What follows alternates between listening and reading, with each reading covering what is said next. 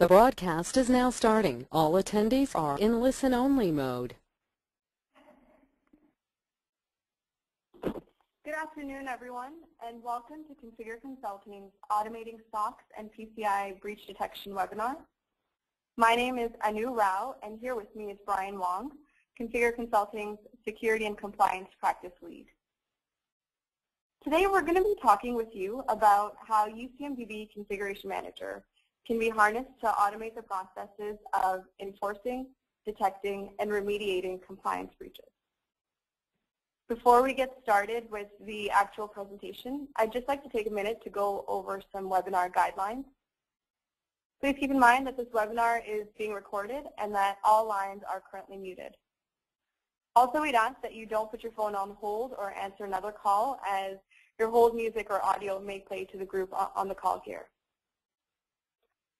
You'll find at the right-hand side of your screen there's a question manager.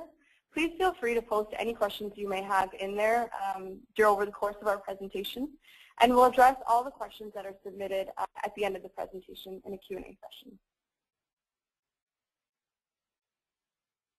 Before we jump into today's agenda, I'd just like to take a minute to tell you a little bit about Configure Consulting. We are an IT consultancy firm focused on delivering solutions that optimize IT operations. We've worked with organizations across North America in a broad range of industries, including financial services, telecom, aviation, manufacturing, healthcare, and the public sector, just to name a few.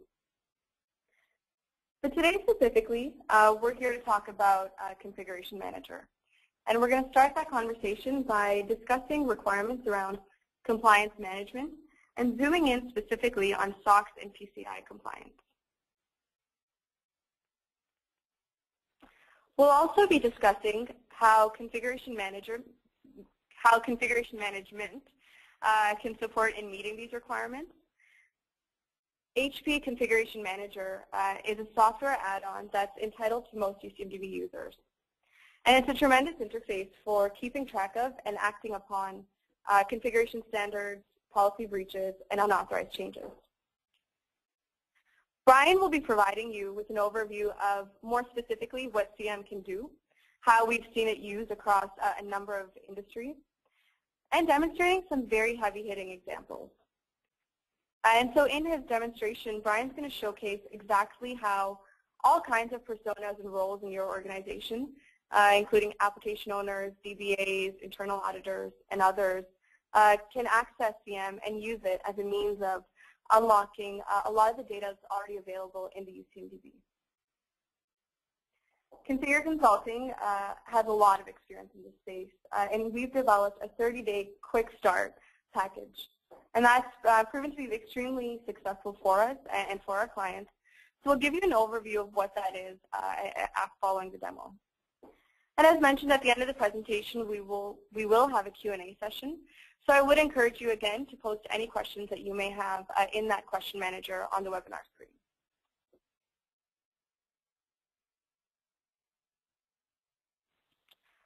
What makes compliance management an interesting challenge is the fact that IT infrastructure is diverse, dynamic, and complex. It's always changing. There are many different types of assets, many different vendors, and many different functions involved in managing the infrastructure. And that infrastructure is held up against a host of requirements, including baseline configuration policies, global network management policies, standards that may be specific to each data center. And also on the application-specific level, your critical or your front-end applications may have different requirements than back-end or lower priority applications. These can be things like you see here: high availability, geographic redundancy, and of course, security and compliance. And so the reason why we've chosen to focus on SOX and PCI in particular is that their requirements are really to encompass all of the points you see on the right-hand side. So in this discussion, in talking about SOX and PCI, we'll also by design be covering a lot of the requirements that your organizations may already have from an internal standards and policy management perspective.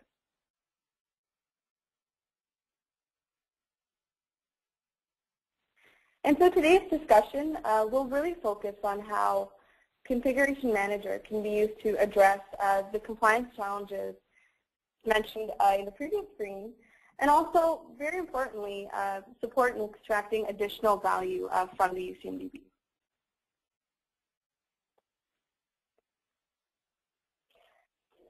So SOX and PCI, while these are huge regulatory requirements, they're both quite generally geared towards protecting sensitive end user information.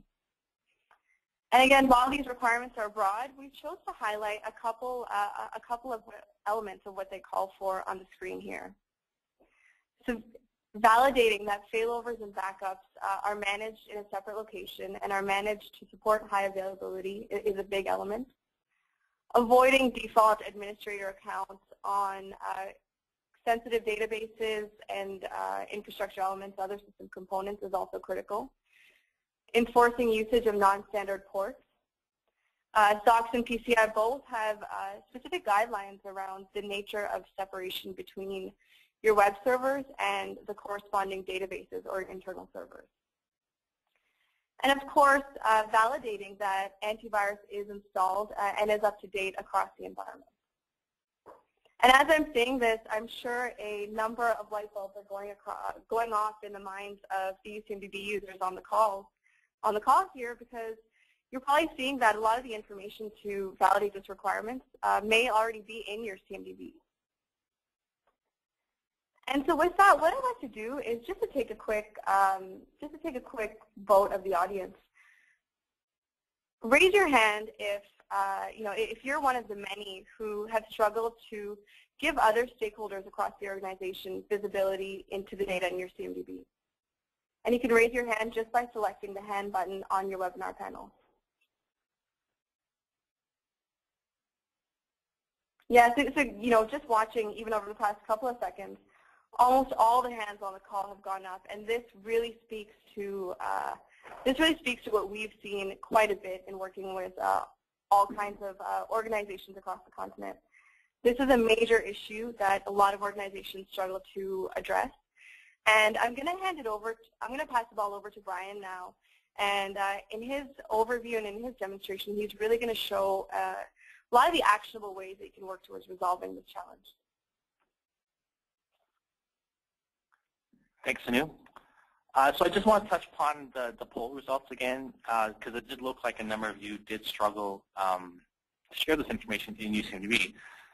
So I've worked with a number of clients, and that does seem to be a recurring theme. So you've done a lot of discovery, you've done a lot of application mapping. What's the next step? So giving that visibility to the tool and to other teams is important. So today, what we want to show you is how you can bring additional value to those deployments by leveraging CM for compliance management. Before I move on, I just want to highlight that Configuration Manager is a free add-on for existing UCMDB customers. If we're looking at an easy way of adding value, a free tool is always a good way to start. So, although the base functionality is free, there is some advanced features that require additional licensing, but most of what I'm going to show today is available at no additional costs.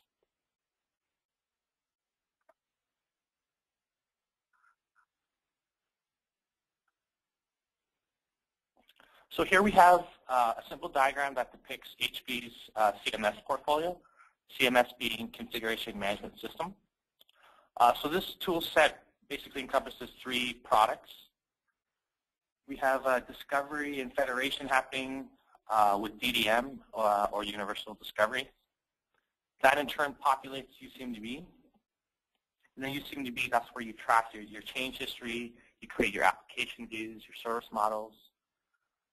And then the focus for today is on CM. So these 3 products together comprise the CMS portfolio.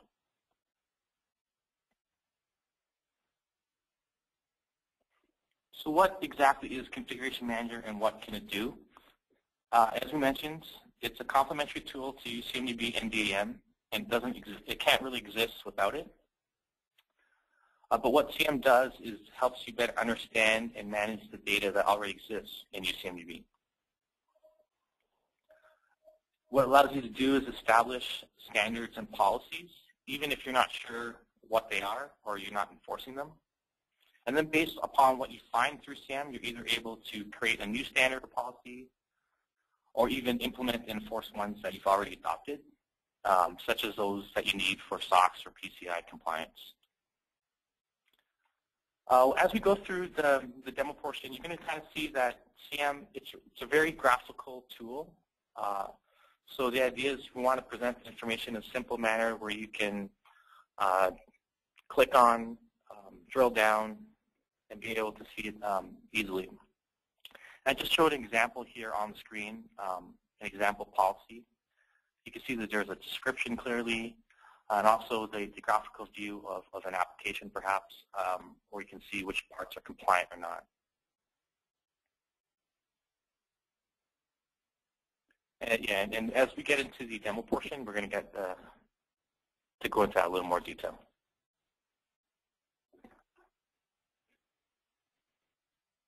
So what exactly does Configuration Manager do to help with compliance challenges?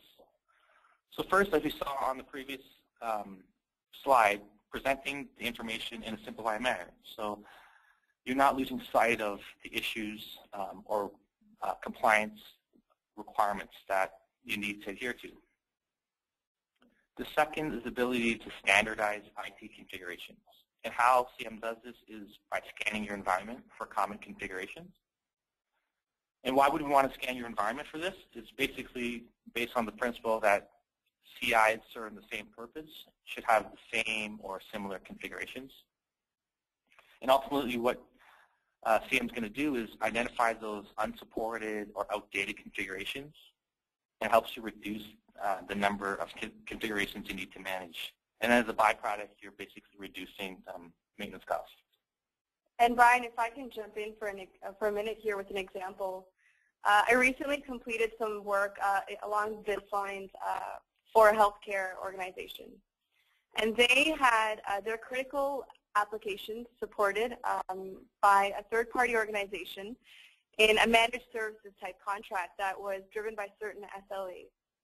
And it turned out that none of those SLAs would be applicable unless the supported environment met the configuration spelled out in the SLAs. And this organization had grown tremendously through mergers and acquisitions. So at the point that we came in, it was near impossible for them to know what the configurations were. And all that they knew for certain was that they weren't in line with what was in the SLAs, and they were all different.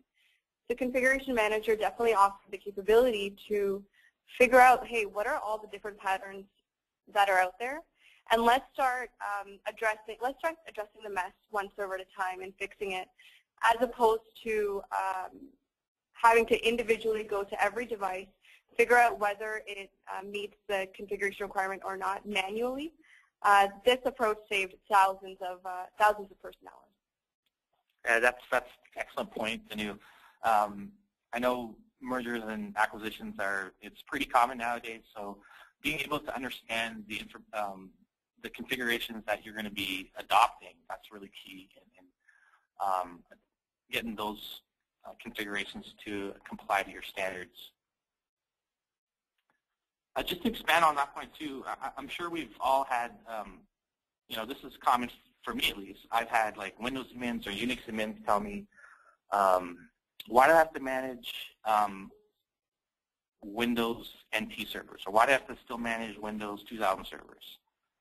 If everything was standardized, we had the latest versions, we'd spend a lot less time wasted investigating old issues that we shouldn't be. So that's just an example of how standardizing can really help your organization stay compliant. Another key benefit of Configuration Manager is being able to create and enforce policies. So in CM, we basically have two types of policies, a baseline and a topology policy. What a baseline policy is, and when you do create one, it's basically you could do it for a device type or a service, And what you're trying to do is ensure that there's an acceptable level of performance for them. So as an example, your customer-facing application servers, you want to make sure that they can support increased demand at all times. So you've created a baseline for them saying X amount of hardware is going to be able to support this amount of users. And that's especially important, especially in virtual environments nowadays, where your admins have the ability to add or remove hardware. It's much more common nowadays.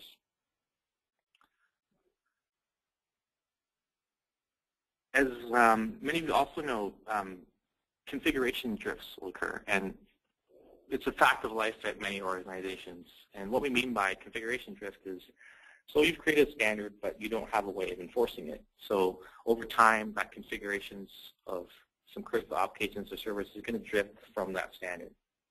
But if you have a baseline for it, you're going to be constantly monitoring that and making sure that it doesn't stray too far away from that. The other type of policy we want to touch upon is topology policy. And I think this is probably one of the cooler features of CM, because what it does is allow you to enforce a desired topological configuration for critical applications and services. And what I mean by that is you're able to enforce a certain type of architecture maybe. And just an example we touched upon earlier is being able to identify a single point of failure. You want to ensure geographic redundancy and also maintain architecture resiliency by ensuring that there's proper failovers in place. The example of a topology policy, maybe you want to enforce for your J2EE application clusters, you want them to have at least 3 nodes in the cluster and also exist in 2 or more locations. And the last point I just want to make is what CM also does is once you're managing your environment through standards and policies and you're enforcing them, you're going to be able to validate the changes that are occurring are going to comply with your compliance requirements. And what eventually is going to happen is you're going to promote a culture in your organization where these changes are going to be driven by standards and policies. You're also going to reduce the amount of time spent investigating non-standard changes.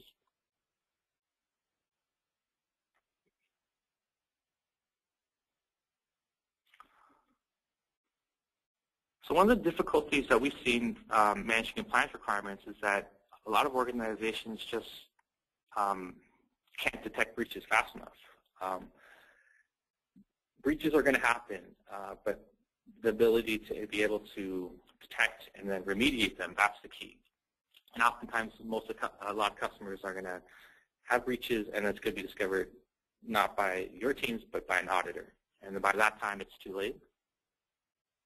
So by leveraging configuration manager, breaches are going to be detected faster, and you're going to be able to send out notifications to rectify the issues. As we're going to be focusing on CM today, I just want to bring attention to another of HP's products called Operations Orchestration, or OO. Now, when you integrate with CM, that's where you get some of the automation remediation processes.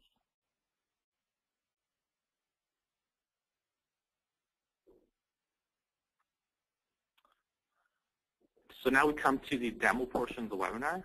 And I've kind of identified 4 use cases that are based on actual examples that I've seen. And these are based on real requirements for PCI or SOX. So examples is use and regular update antivirus, assign a unique ID for a person accessing a server. SQL servers should not use default ports, and then ensure that critical applications are properly redundant. And so as Anika mentioned, the way we're going to do the demo is sort of a day in the life of. So a day in the life of an application owner, could be a manager of some type of service, or even anyone that needs to validate compliance requirements. So now I'm just going to switch over to the CM tool.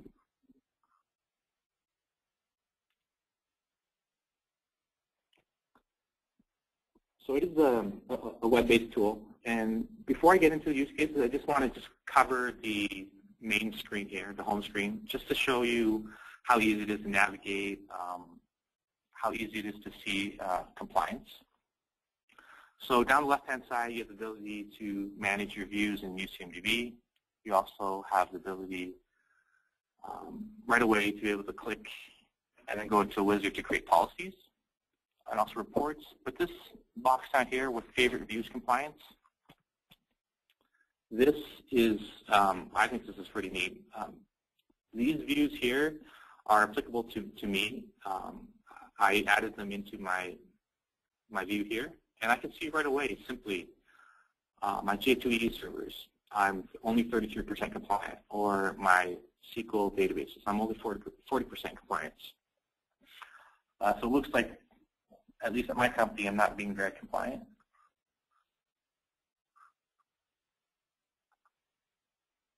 I'll take you to the stats page just quickly here too. Again, viewing them by policy. How compliant am I for PCI requirement number 5? Apparently 0%. Or requirement number 8, 0% again. So it looks like you can see kind of in a snapshot, you're able to quickly view which areas you're compliant and which areas you're not. And just to make a point here, the screen that Brian is showing you, I'm not sure if you can see, but near the top part of the main panel that he was pointing to, it says all categories. This, the Configuration Manager tool definitely allows a lot of capability to drill down to specific application environments, specific data centers, and so on. And that's what helps make the data really actionable, because it can be tailored to exactly who's going to be looking at it and who's going to be using it.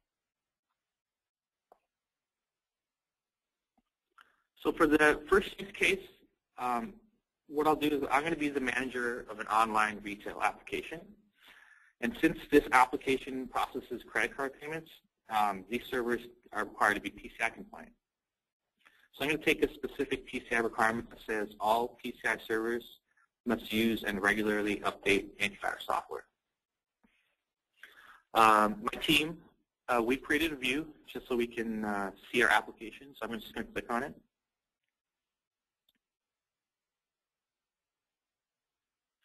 And right away, we're presented with the graphical view of my application. And we can see right away that there are some non-compliant items. So that's where I'm going to focus my attention on. So if I click on the red triangle that indicates there's a breach, I can see the policy that's applied to it and also a description of it. So use and regularly update antivirus software. And from the diagram, you can see, these other servers, they all have Norton installed on them, but this one doesn't. So what I could do is, what I did with this information is I went to go talk to my colleague who actually manages antivirus installation. And then I come to find out that there's actually a local firewall on all the servers that's preventing this installation from occurring. So we can kind of see from this simple example how we don't really lose sight of what is probably a common scenario in many organizations. The way that people configure servers nowadays, you never know what could be preventing it.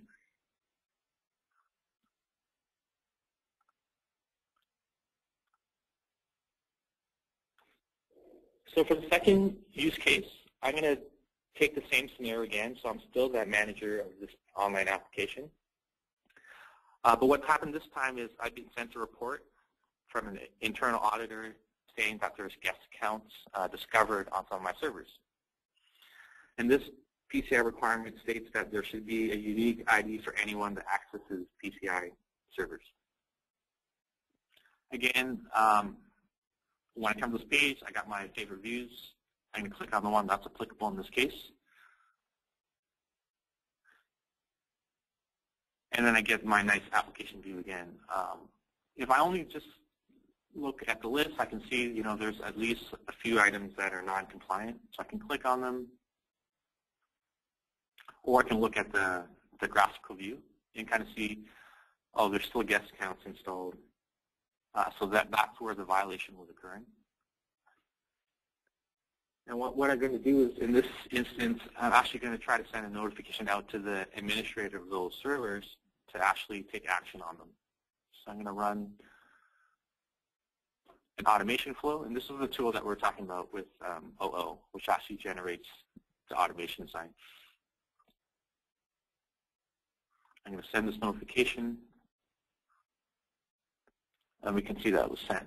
I can actually show you on the back end that it was successfully sent.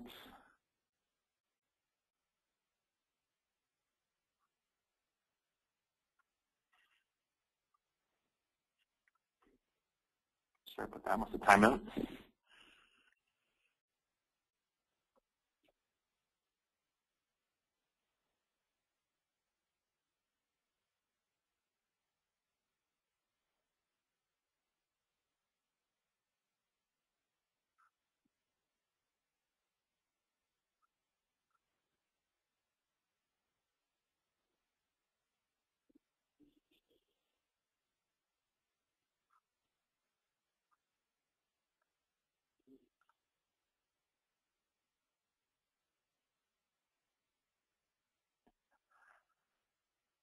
It's loading now, and then we can see, yeah, we did actually send an email notification out.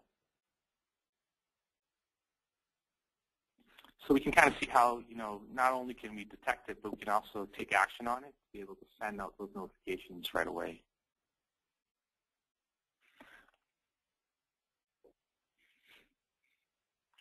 So for the last two use cases, we're going to kind of shift focus to SOX compliance.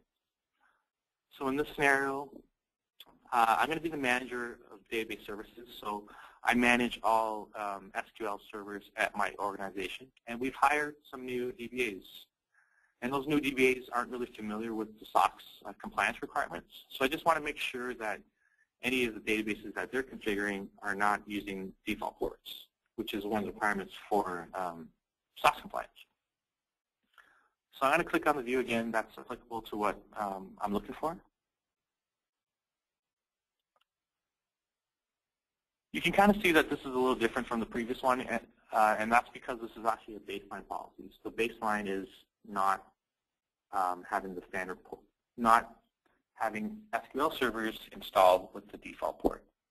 So right away we see a list of the non-compliant items, and we can actually drill down into seeing what the issue is. So we can see that this is actually installed with the default port, and there's actually quite a few of them. I can take a look at them. Same thing again. So it must be that my teams are not following the proper procedures. I can show you a compliant one just for comparison's sake.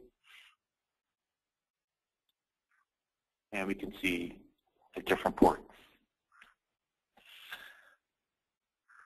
So we can kind of see, by creating a simple policy, we can basically take this information and then go talk to our teams about it, making sure that everyone in the organization is basically following the proper procedures, and they actually know what they are.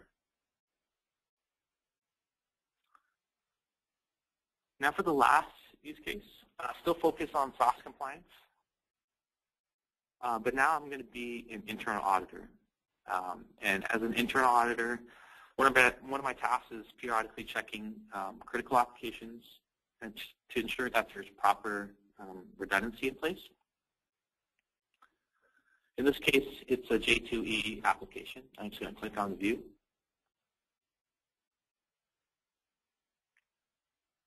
I'm presented with the view of the application. And again, we see which items are compliant and which ones are not. So I can click on, obviously what interests me is the ones that are not compliant. And if I click on this, I actually see that there's actually two policies applied for this application.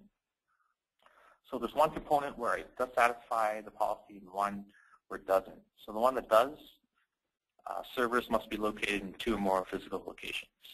And then the other one is applications must have 3 nodes. So if I take a look at this, I can actually trace it out in the diagram. So this is the application. There's only 2 nodes. They do, however, exist in 2 locations. But since there's only 2 nodes in this cluster, we're not satisfying the node redundancy policy. And then, like in previous examples, what we're doing is actually just giving you the information so you can actually take back to your teams to make sure why this happened. Maybe there was a valid reason for only having 2 nodes. And just to jump in with another example here, a way that I've seen this be really useful is on a previous project, they were using the CMS toolset for discovery and an application mapping, and then the applications that were mapped supported a data center move. This is a very common use case for us, actually.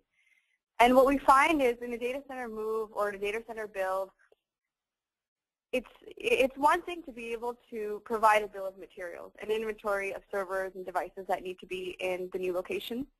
But this provides an extra step of validation where, particularly if this is a disaster recovery site, the extra step of validation, being able to ensure that these resiliency policies and these relationship-based policies are being met, that goes a long way towards delivering business continuity in the fullest sense. Yeah, that's a good point. Anu. Data center migrations or moves is a common use case for UCMDB. So this is just another way of being able to enforce the policies that you may have, making sure that when you do the move, your critical applications and servers actually have the proper redundancy in place. So just that actually concludes the demo portion. So hopefully, or what we want to highlight was, we took some pretty simple scenarios, but these are actually real examples at real companies that we use. They could be simple policies, but down the line that it could have a bigger impact. And we just want to show you how with the CM tool you can basically manage those requirements in a simple manner. Let's go back to the presentation now.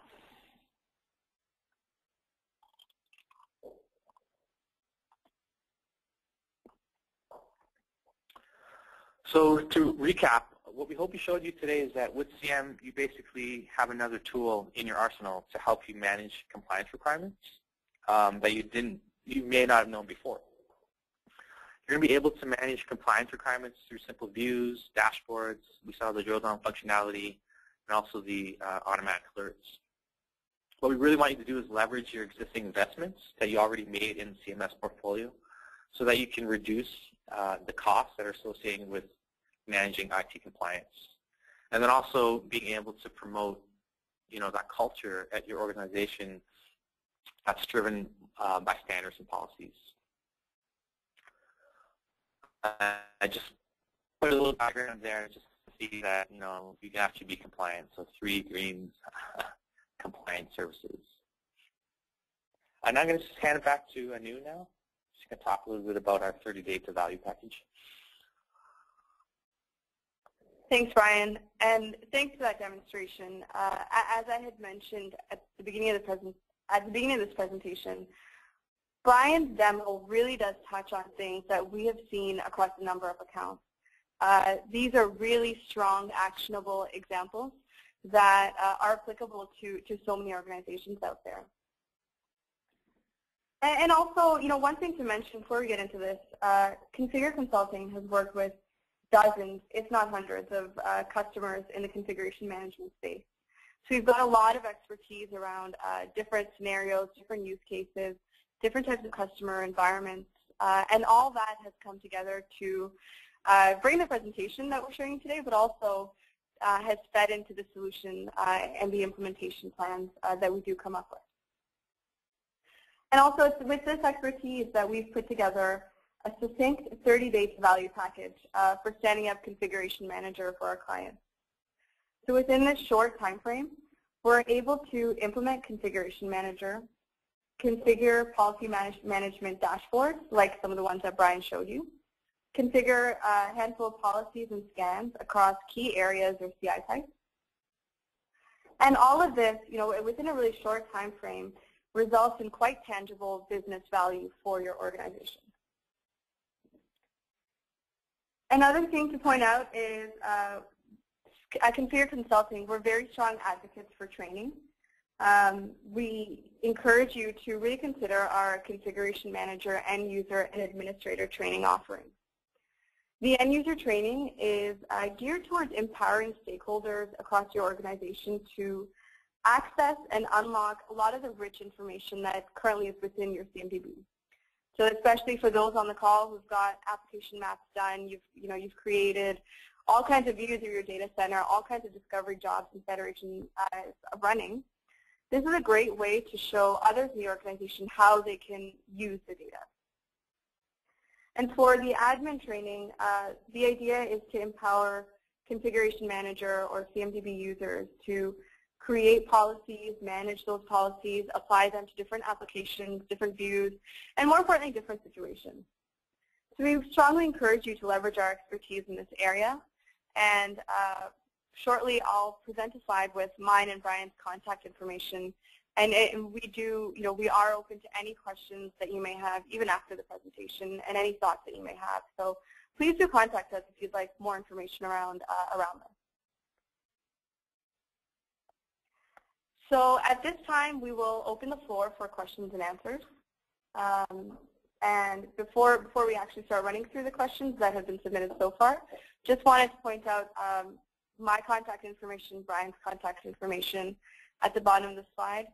As mentioned, for the questions that are posted today, we'll run through them in a minute.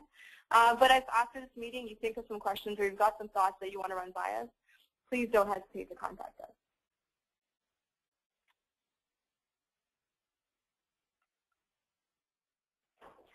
So the first question that I'm seeing come through is, and this is actually a question that we've been asked a number of times, does Configuration Manager have its own database, or does it use the UCMDB's database? Yeah, so I can answer that question. So what CM does is, I mentioned previously, it does leverage the data that you have used through discovery and in your UCMDB. So in that way, it uses the views and the CIs that exist in UCMDB. It also does have an internal database that manages some basic configurations as well, too. Okay, great.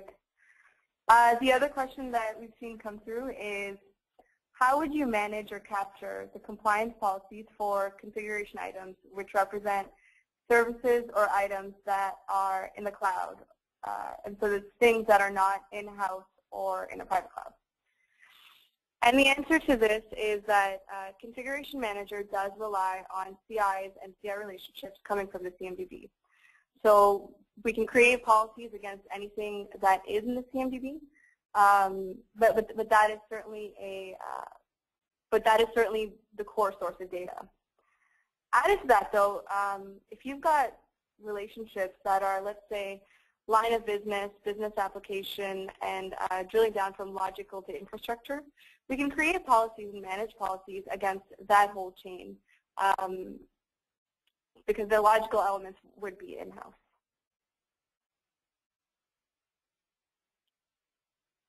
So the next question is, what version of CM, 10.0 or 10.01?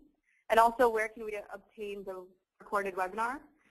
To the second part, we'll send out a webinar recording once we've got the link up, and that'll probably be sometime tomorrow. And the version was 10.01.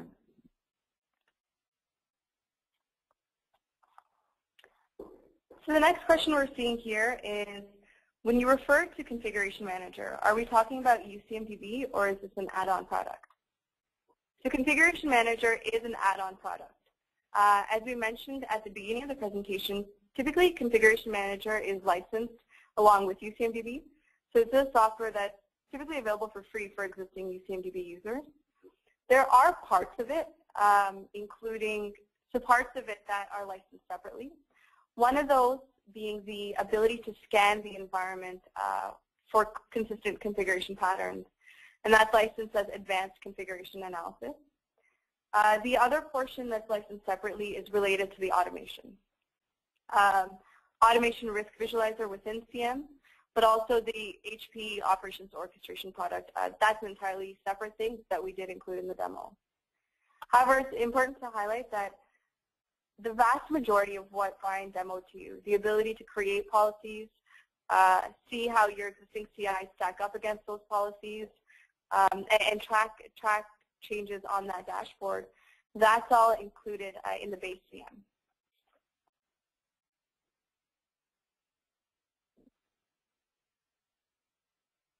So we've got another question come through, which is a great question. Why couldn't someone just deploy UCMDB views with compliance data filters directly in the UCMDB instead of having to deploy an extra tool to do this? That's a really good question, and anyone who's a UCMDB power user, I'm sure this will cross your mind as well. The reason is that those views are effective on an ad hoc basis. If you've got a one-off question that needs to be resolved, a view or a report can do a great job at answering that.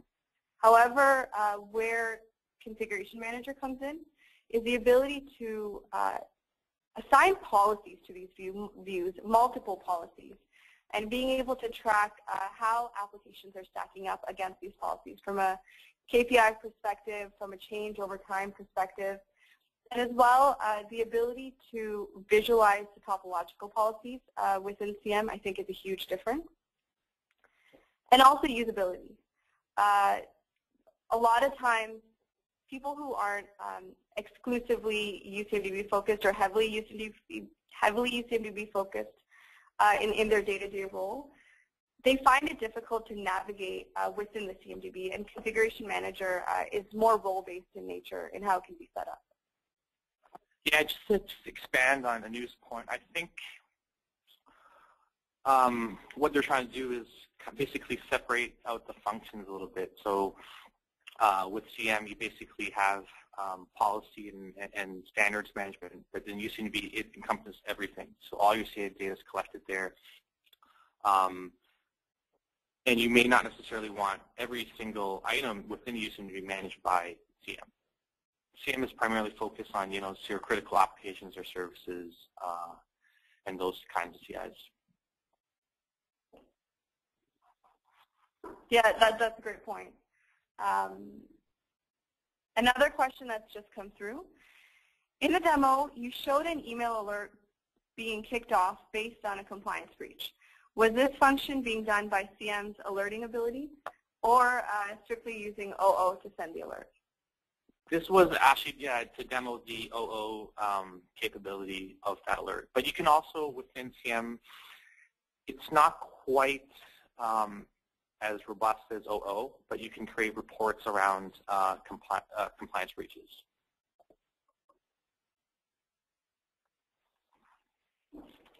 And so OO, just to clarify, is the HP operations orchestration software. It's typically used for runbook automation, data automation within the data center, and also, a great example is, from the monitoring standpoint, you've got a monitoring alert. OO can run some simple flows to do diagnostics or to even do remediation in simple instances. This is actually part of one of our practice areas and something that we've found a lot of success with. And the reason why we've included it in this presentation is that it really does integrate very nicely with Configuration Manager, and it's got a lot of capabilities towards enhancing notifications and remediations and things like that. So for anyone on the call who is currently using OO, you can typically trigger a lot of the same flows that you've got within OO, if allowed, from Configuration Manager.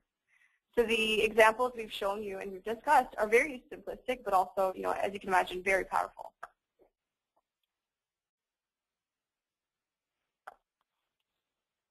So the next question is, do you have a use case where navigating or using the UCMDB browser from the CM interface would be beneficial? So I'm not sure that I 100% understand the question, but I think, in terms of the UCMDB browser to CM relationship, CM data can populate one of the widgets in the browser. So within the browser, when you log to different CIs, you can see if there are any breaches for that application or that infrastructure CI. So that capability is definitely there, and we've found that to be beneficial. Again, with this notion of enhancing the usability for other stakeholders. Yeah, that's the point I was going to make as well too. Being able to look up an application or service and being able to see if there's any breaches currently for it, discovered through CM.